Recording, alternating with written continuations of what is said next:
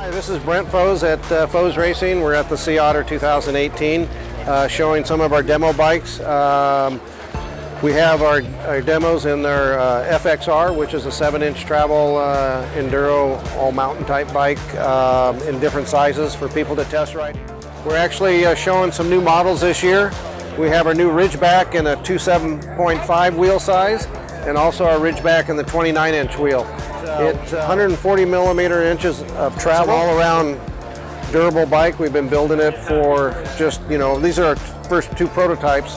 When we get back, we'll be doing some testing on it and stuff like that. But we're going to have these available, and probably in about 3 months after we go back and finish our testing. And then we'll start building up a demo fleet for people to come out and test ride them and see what we're doing and experience, aluminum frame bikes with sort of a new modern geometry and stuff. Hope to see you out there.